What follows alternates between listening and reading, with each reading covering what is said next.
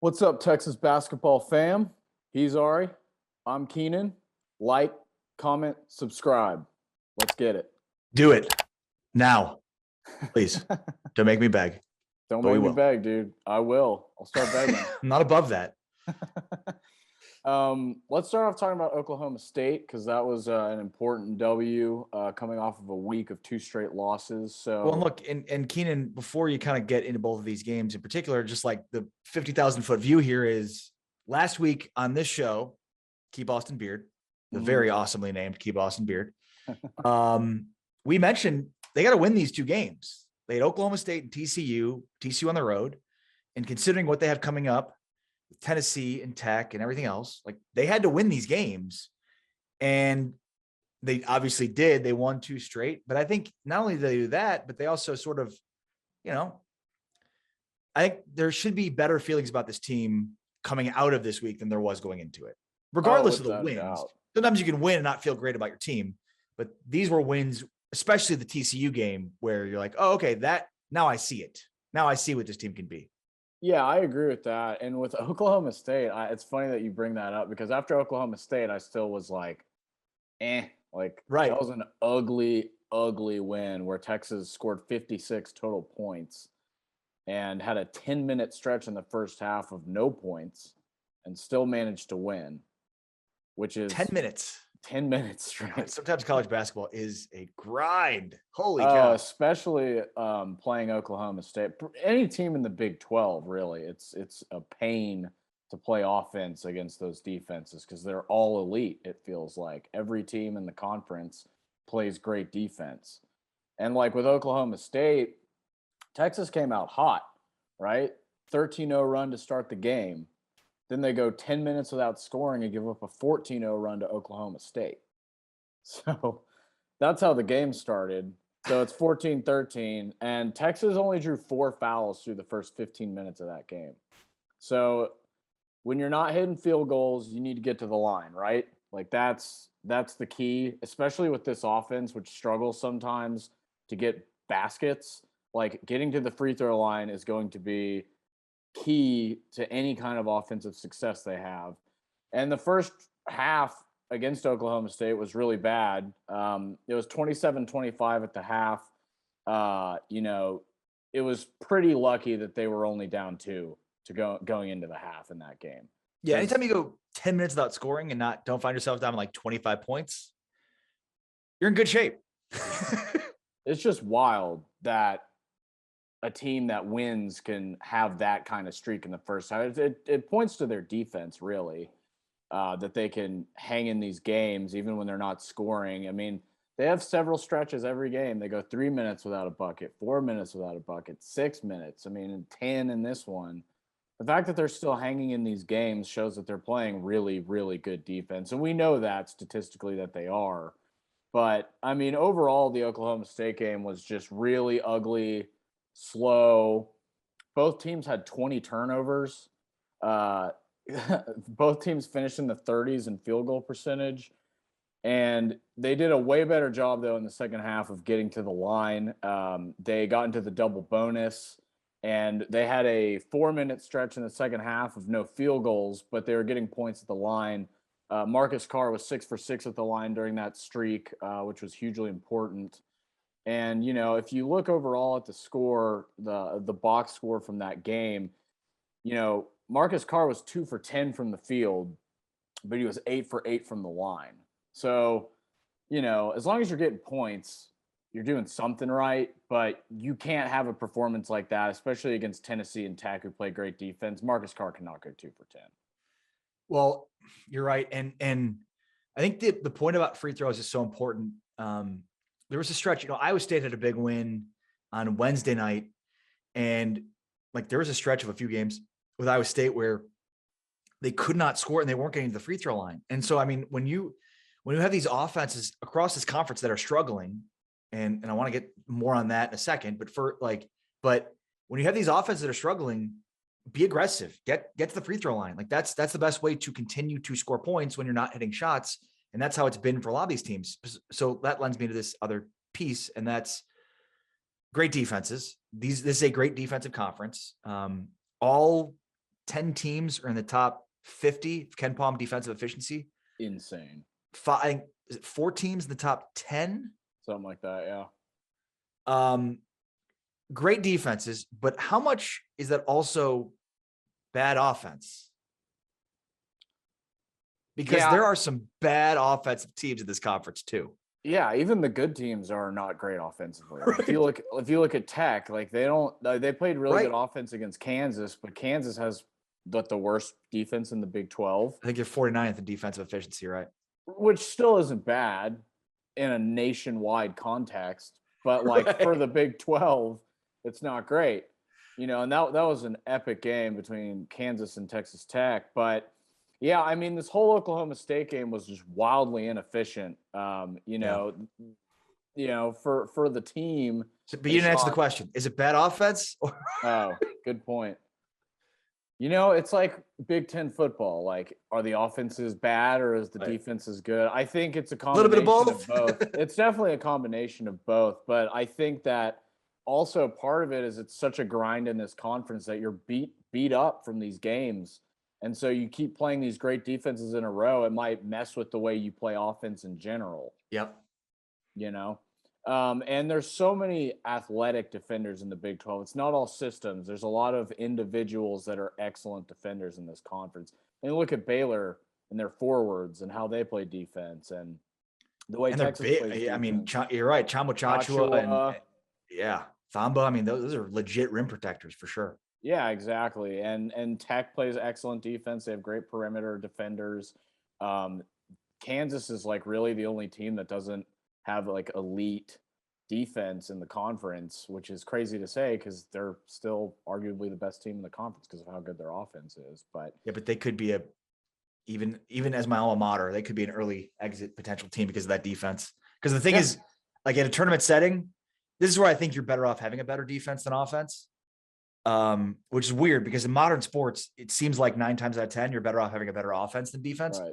But in a tournament setting where like, if you're a good shooting team, but you go cold in a game, which happens, and you don't have a good defense, you're screwed. But if you're always great on defense, then you can, withstand a 1-game playoff situation in which you don't have a great offensive output. Yeah, I mean, it's important to play good defense, but like you have to, they won this game, but they shot 36.7% from the field. And they shot 6 for 21 from 3. But so more of what we've seen from them all year. Yeah, it was a very typical Texas offensive performance, which is unfortunate because it's going to be really hard to score against Tech and Tennessee coming up. But they were 14 really quick. They were 14 for 16 from the line.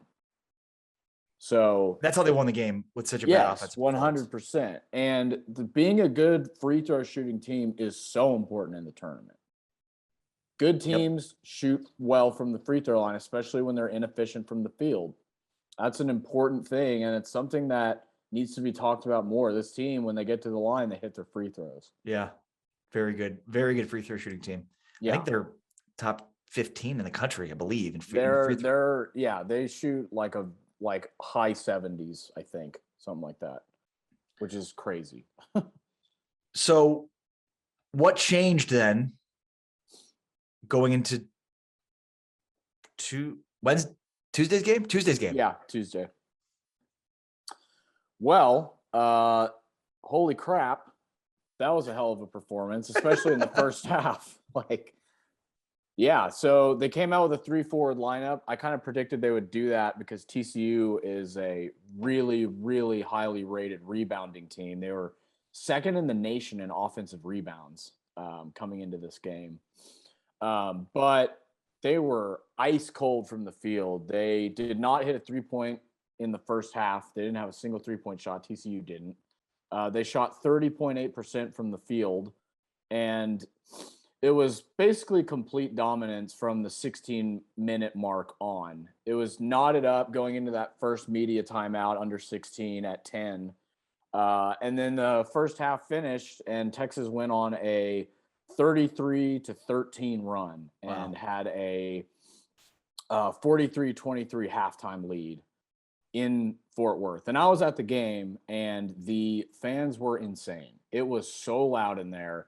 The student section was chanting FUT the whole game. It was a madhouse, man. And they went in there and they didn't let the crowd get to them, and they came out strong. And Timmy Allen was excellent in the first half. Going into about when it was 19-10 Texas, Timmy Allen had as many points as TCU did. He had 10 Wow. points. TCU had 10 points. But really Wow. quick, something I want to talk about, not super central to the game, but the TCU fans were chanting at Brock Cunningham, "Little man Cunningham," and you could tell he heard that. And immediately he ripped 2 offensive boards, which led to a 3 by Andrew Jones. And then after that, he got a TCU player to bite hard on a pump fake, and he drove the lane and hit a layup in traffic.